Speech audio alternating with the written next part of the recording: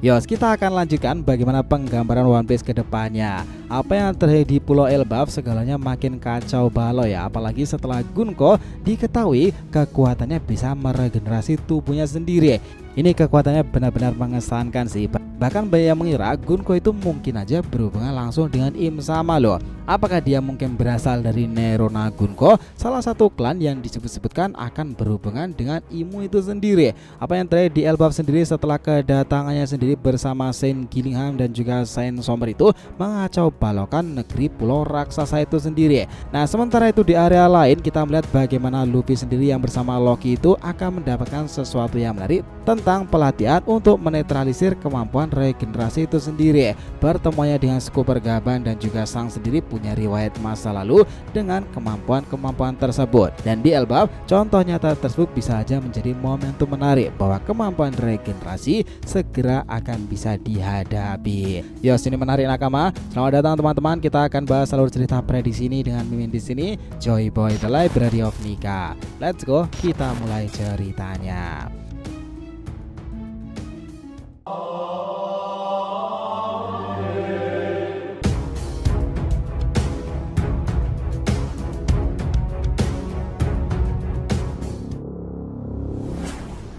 Oh ya, biar terus bisa berinteraksi dengan kalian ya, subscribe dan bantu ramein video ini sob. Selain Joy Boy The Library of Nika untuk One Piece, jangan lupa subscribe 3 channel kita yang lainnya tuh, The Art Mediative untuk solo leveling dan Boruto to Blue Vortex, Saga Boruto to Blue Vortex untuk tema fun fiction nih, sementara Shonen Odyssey untuk anime, manga dan juga manhwa lainnya. Jadi kita tunggu kalian juga muncul di sana pula ya. Let's go, kita masuk ke pembahasannya.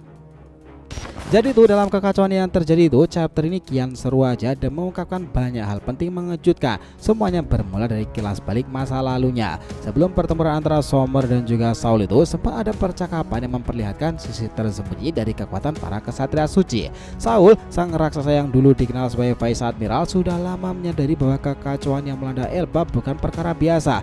Ia tahu persis bahwa yang bergerak sekarang bukan hanya kelompok penjahat biasa loh, melainkan para kesatria suci, pasukan elit misterius dari kubu pemerintahan dunia. Saul dalam kilas balik itu sempat membocorkan informasi penting kepada Robin dan juga Chopper. Katanya kesatria suci memiliki kemampuan regenerasi yang ngebuat mereka hampir mustahil untuk dikalahkan. Tidak peduli seberapa parah serangan yang diterima, tubuh mereka akan dengan pulih seketika. Seakan-akan waktu memutar balik luka-luka mereka sendiri salah enak domain yang mereka miliki nih. Tentu saja pengetahuan ini tak datang begitu saja. Saul punya latar belakang khusus sebagai Vice Admiral Angkatan Laut. Petinggi di sana salah satunya, ngebuatnya punya akses lebih untuk melihat langsung bagaimana kesatria suci itu bertarung.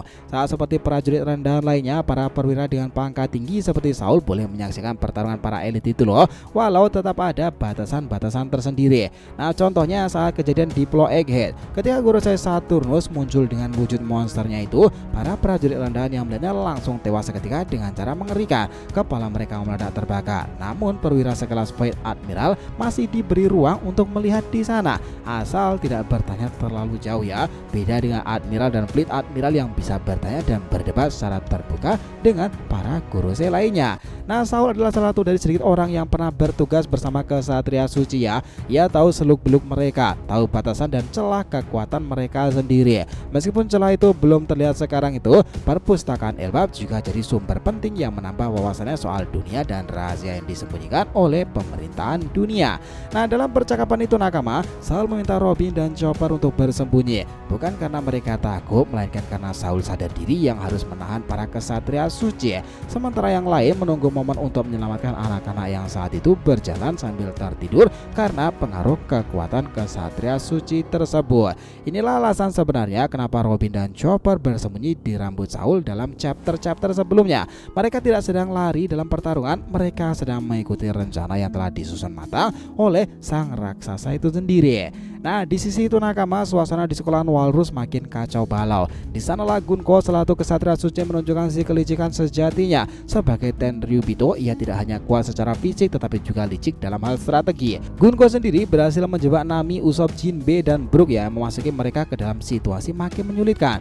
Uniknya nakama, Gunko baru menyadari kalau Brook adalah Soul King, musisi legendaris yang digemarinya itu. Meski penggemarnya berat, Gunko tetap menunjukkan sifat angkuhnya. Ia tidak menghormati Brook, malah menginjakan dan minta Brook jadi budak musiknya sendiri. Suatu permintaan absurd dan sangat menghina bagi sang musisi topi jerami. Brook menolak mentah-mentah permintaan itu. Tidak ada lagi canda khas dari Brook kali ini. Sikapnya tegas ya, setia kepada Luffy dan kru topi jerami adalah prinsip yang tidak bisa ditawar-menawar. Gunko itu marah besar, tapi Jinbe tidak tinggal diam. Ia mulai menganalisis, mencari celah dalam kemampuan regenerasi Gunko itu tadi. Bagi Jinbe tidak ada kekuatan yang benar-benar tak terkalahkan ya. Itu selalu ada cara-cara tersendiri. Sementara itu nakama, di tempat lain giliran Somber yang mengambil alih perhatian khusus. Di depan denden musik sebesar itu, ia memberikan pengumuman yang disiarkan ke seluruh penjuru Elbaf. Suasana menggema di antara desa dan lembah sendiri menggetarkan hati para raksasa tuh. Somber menyatakan bahwa mereka para kesatria suci adalah dalang dari kekacauan ini. Mereka sudah menangkap 10 anak sekolah termasuk Kolon sendiri yang kini dibawa Gunko. Lalu dia memberikan tawaran, jika para raksasa ingin anak-anak itu selamat, mereka itu harus membakar sekolahan Walrus dan perpustakaan burung hantu, dua simbol kemajuan intelektual Elbaf. Tidak hanya itu saja, Somber ingin para raksasa bersumpah setia pada pemerintahan pusat. Ia ingin Elbaf kembali jadi bangsa petarung, bukan bangsa pembelajar ya. Ia ingin kekuatan para raksasa digunakan dalam perang besar yang akan datang ini. Nah, ucapan Somber ngebuat para raksasa tersentak tuh. Di satu sisi lainnya, mereka tak rela tunduk pada kekuasaan arogan seperti itu.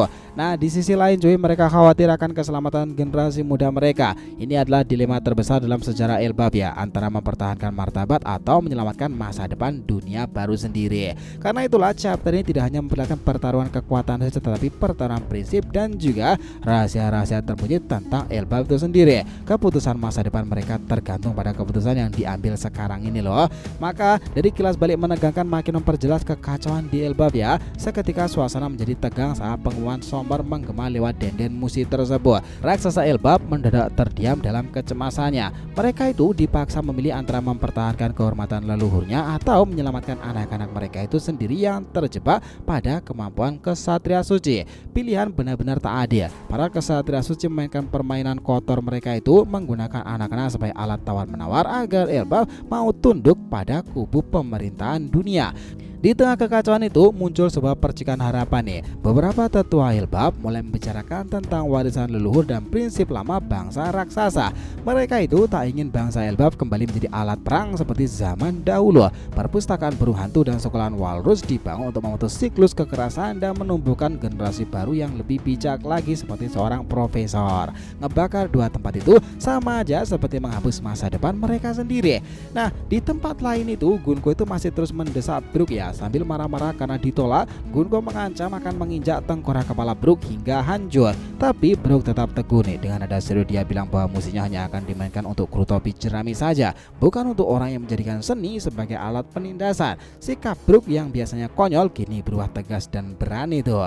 Melihat hal itu, Nami, Usopp yang sedang terpojok mulai menyusun rencana diam-diam. Mereka sadar betul mereka tak bisa terus menunggu. Jika Brook sampai dihabisi, keadaan akan makin memburuk. Jinbe juga mulai mengamati pola regenerasi dari Gunko. Ia melihat betul bahwa meskipun luka-lukanya pulih, Gunko butuh waktu sepersekian detik untuk kembali ke kondisi normalnya. Jinbe tahu itu adalah celah yang bisa untuk dimanfaatkan kan. Celah sekecil itu butuh serangan tepat sekali dan kecepatan luar biasa. Nah, sementara yang lainnya, Robin, Chopper bersembunyi dalam rambut Saur itu mulai bersiap menyelimat keluar. Mereka tak ingin tinggal diam terlalu lama. Robin tahu bahwa perpustakaan yang ingin dibakar itu menyimpan salinan poneglyph dan banyak dokumen penting soal abad kekosongan. Jika itu musnah, sejarah dunia akan kembali terkubur lama. Chopper dengan naluri dokternya merasa gelisah karena banyak anak-anak yang terluka ditawan di sana dan mungkin butuh pertolongan segera loh. Saul saat itu mulai berhadapan langsung dengan kesatria suci lainnya, memperlihatkan kekuatan dan keberanian sebagai mantan Vice Admiral. Meski ukurannya sangat besar, gerakan gesit dan presisi itu luar biasa mengganggu. Ia tahu tidak bisa mengandalkan kekuatan saja untuk melawan regenerasi para kesatria suci. Maka Saul menggunakan strateginya, menyerang titik lemah sambil mengulur waktu agar Robin, Chopper bisa menyelam ke dalam sekolahan dan menyelamatkan anak-anak.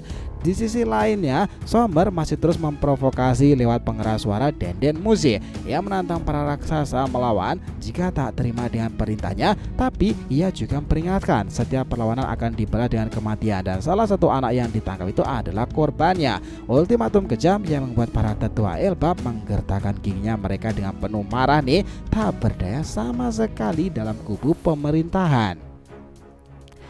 Nah, di tengah semua kekacauan ini, seorang dari kalangan raksasa muda berdiri dan mulai berbicara. Ia mengajak rakyat Elba untuk tidak tunduk mengingat ajaran dari Dori dan juga Brogy, para pejuang legendaris yang dulu bertarung demi kehormatan tuh, bukan demi kekuasaan aja. Kata-kata itu mulai menyalakan api perlawanan besar yang sempat padam dan kini menyala lagi kan. Cerita kembali bergerak lagi menuju bentrokan terbesarnya. Situasi Elba makin mendidih nih. Perpustakaan masih berdiri, sekolahan belum dibakar dan anak-anak itu masih menjadi sandera di sana. Tetapi perlawanan sekarang itu mulai menyala lagi karena ingatan masa lalu tentang Dori dan juga Brogy. Jadi kalau mau disimpulkan ya nakama, bahwa di chapter ini dan juga kedepannya, Pulau Elbap situasinya makin panas ketika pemerintahan dunia lewat para kesatria suci datang dengan dalih menjaga ketertiban. Padahal niat utamanya adalah mengendalikan Elbap dengan cara licik loh, ngebakar simbol-simbol kedamaian seperti perpustakaan dan sekolahan, serta menyandra anak-anak raksasa untuk memaksa para tetua itu tunduk.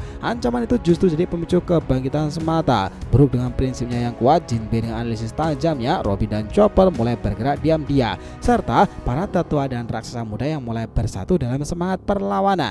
Semuanya memberi harapan-harapan baru, dan di Elbap nanti kalian harus bersiap nih menunggu peperangan akbar yang akan memperlibatkan berbagai orang-orang besar dalam tatanan ceritanya sekarang ini. One Piece kini makin menarik lagi. Nah, kalian sendiri sepakat bagaimana penggambaran dalam cerita ke depannya nanti? Itulah tadi ya bahasan kita mengenai apa yang terjadi pada kisah One Piece ke depannya. Terima kasih banyak telah mengikuti cerita ini sampai akhir. Jika kalian punya pendapat, langsung aja komentar di bawah dan kita akan usahakan respon, oke? Sampai jumpa di video selanjutnya nakama, dan Joy Boy Sang Nika telah kembali ke peradaban One Piece.